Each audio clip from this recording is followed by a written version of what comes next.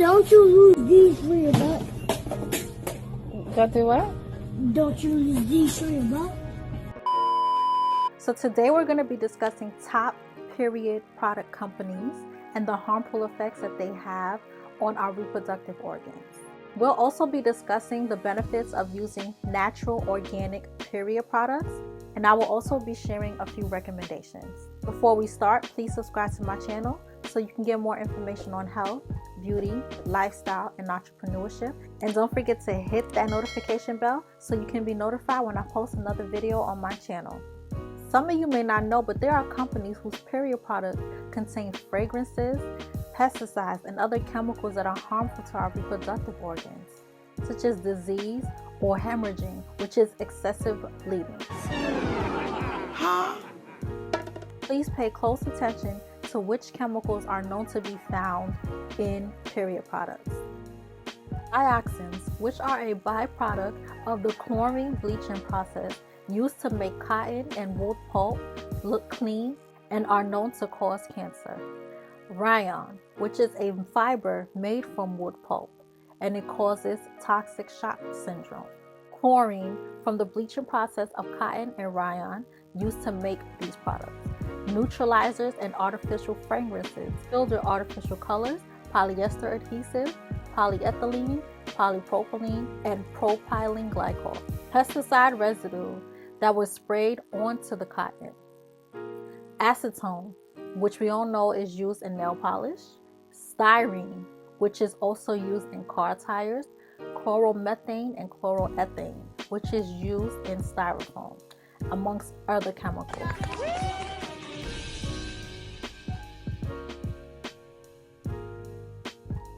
Wait a damn minute. The effects of these chemicals and substances is very, very harmful to the reproductive organs. They can cause hormonal disruption, cancer, birth defect, dryness, allergic reactions, and fertility. This is an issue because currently tampons are categorized by the FDA as medical devices, which means companies are not legally obligated to disclose the ingredients of their period products on their packaging.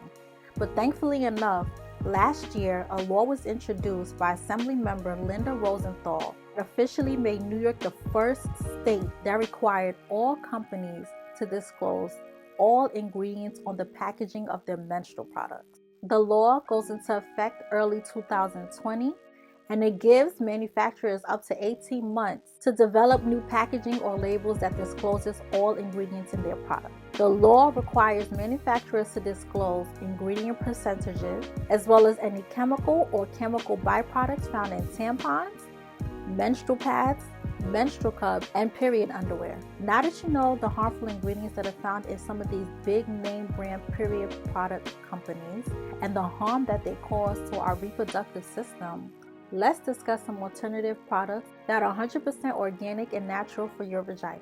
I'm a big fan of the Honey Pot company. There are plenty of companies on the market that do have organic period products, organic pads, and tampons.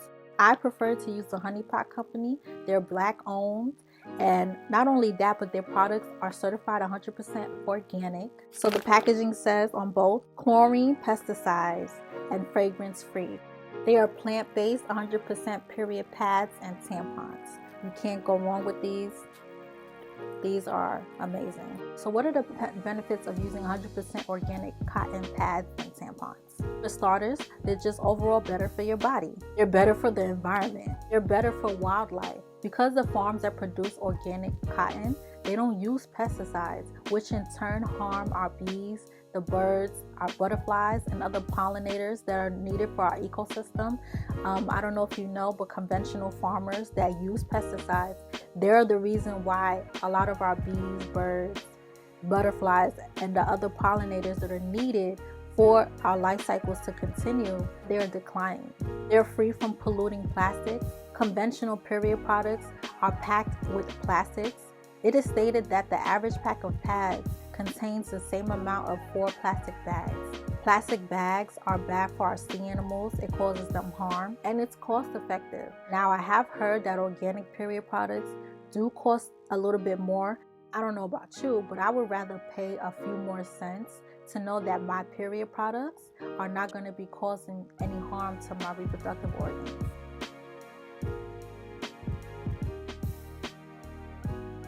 Okay, so next we have the good old menstrual cup. Right here, I have the Diva cup. I have a couple menstrual cups from different companies.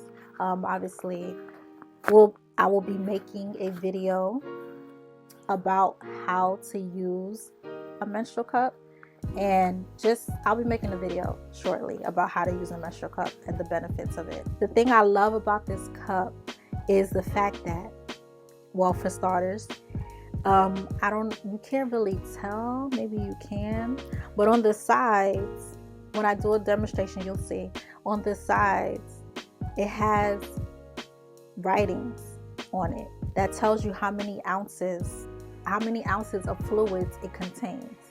I really love that about it. I love the short stem of it. You can't go wrong with a menstrual cup. These are like the best thing invented. So a menstrual cup is an alternative to tampons that is reusable, and it's worn inside the vagina. It's a cup that is inserted into the vagina, and it collects the fluid that is released during your menstrual cycle. I personally think it's better than tampons because it's not absorbing the fluid, but it's not going to dry you out. Sitting there and collecting whatever fluids are being released. These cups come in all shapes and sizes, and they are typically made out of medical grade silicone, but not always. So if you have any type of allergy, there are companies out there that make menstrual cups out of other materials. They are a safer, healthier, and more comfortable way to manage your periods. These menstrual cups are good because they collect fluids anywhere from 10 to 12 hours, and then you remove it, you rinse it, wash it, and you can reinsert it again. And this 10 to 12 hour time frame is for somebody who typically releases 30 to 60 milliliters of fluids during their menstrual cycle. If you release more fluids during your menstrual cycle, you would obviously empty your menstrual cup more frequently. These cups hold up to 46 times more fluids than a pad or a tampon. So that means you can wear it for longer periods of time. And they last for a very long time.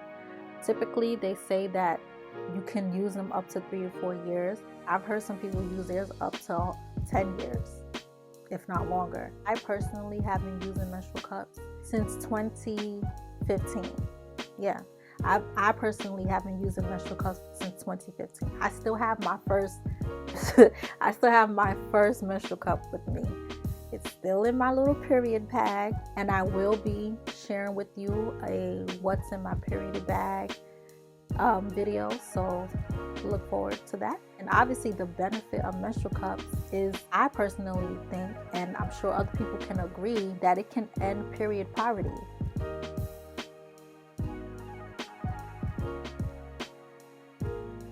If you don't know what period poverty is, I will definitely explain later on in this video. Next, we have period panties. Now, I've used period panties in the past, and I don't really like them. I use them like on my light days, or if, let's say, I had to use a tampon and I just needed a little bit of extra protection so I don't leak. I've never really had that issue, but sometimes we be a little bit insecure. You don't really, so you just gotta make sure you're good. So I may end up wearing a period panty. Now, it's not my thing, but I know some people who prefer that method. So let's discuss the benefits of using period panties. So these period panties are mine. I haven't used them. These are from a company called Pads. So organic cotton period undies claim to hold up to 2 tampons or pads worth of fluid. They are absorbent, leak-proof underwear that completely replace regular disposable pads or tampons. The crotch of the Luna undies has a hidden layer that prevents leaks, and the inside is lined with 100% organic cotton fleece, which is super soft and absorbent. Luna undies have an additional removable absorbent layer called an insert.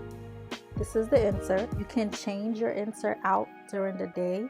You just change it and put another insert in, and you can keep the same underwear on. So I don't know if you can tell here, it has this layer right.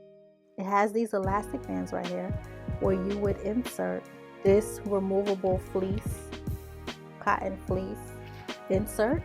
It can absorb up to 1 pad or tampon. So what you would do is remove this and put another insert. What I would do is put an insert in a baggie, carry a little baggie with me, and remove this, put it in there, and then you can wear this layer, because this is also an absorbent layer too, that you can wear for your period as well.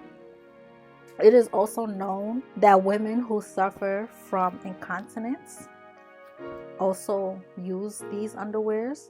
And if you don't know, incontinence is when you cannot hold the contents of your bladder. Sometimes people have leakage when they laugh or they strain their bladder for whatever reason, such as laughing, giggling, flexing their muscles too much. Sometimes the urine that's in that bladder can leak. I know some women who use period underwears for that very reason. So you get a 2-for-1 special with these.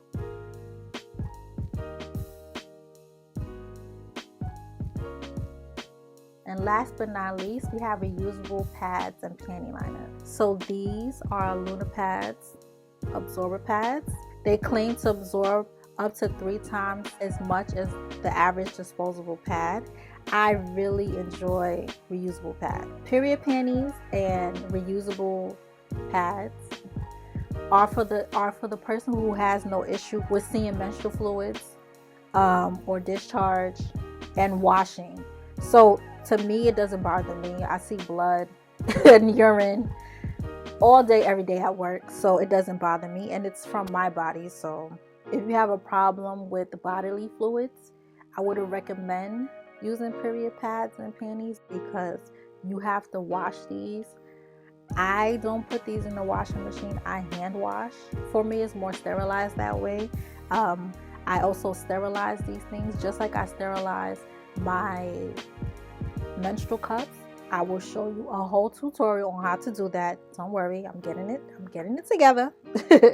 But it's just more sterile for me, because these are going next to our vaginas, and like I said, we don't not want to irritate or cause more bacteria to be going up inside there. Not at all. We don't need that. They come in different sizes. This is just a regular pad. They have longer ones. They have thong shaped ones. They have panty liners. I tend to just use these as a pad and a panty liner because it works for me. They have a snap clasp on them that you can use to clip. See, they clip. So you'll take your panties. So this, let's just say this is the inside of the panty. So what you'll do is you'll take your panties and then you'll clasp it. So now it is literally like a pad, and you just wear it. This is just for demonstration purposes, and you'll wear it like that, just like that. And then when you're ready, you unclasp it, fold it up, clasp it again. It's like it's real simple. Clasp it again, and then you put it in your bag, a little baggie that you contain your period products. And you get home, you wash. If you're already home, you wash it again, you let it hang dry, and then that's that. The thing I love about Luna pads is that they partner with countries that experience period poverty. They have this campaign called One for Her, which is a partnership that they have with AfriPads, which supports access to menstrual products for these girls, and also local employment for women in Uganda. So providing these period products for them means that there is no longer a burden for them as far as purchasing menstrual products every month. Depending on how they're washed and how frequently they're used, Luna pads can last up to 3 to 5 years, sometimes even longer. I know these are brand new, but I have my pads that I've had mine for about, I think I bought mine in 2016. I bought it in 2017. So I've had mine for 3 years. I have no issues with mine. So yeah, can't go wrong with these.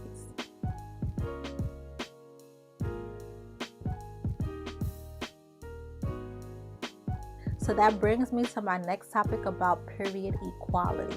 So currently, period equality advocates are rallying to end the taxation of period products. If you didn't know, in many states, tampons and pads are not classified as a healthcare necessity, so they're not exempt from taxes. These taxes enforce gender-based price discrimination, since most women rely on these menstrual products for a significant portion of their lives. It's not fair. This is something that we cannot control. Our menstrual cycles are naturally occurring, so why should we be taxed on products that we use for our menstrual cycle? Worldwide, there are many girls and women who are currently going through period poverty. They cannot afford to buy menstrual products.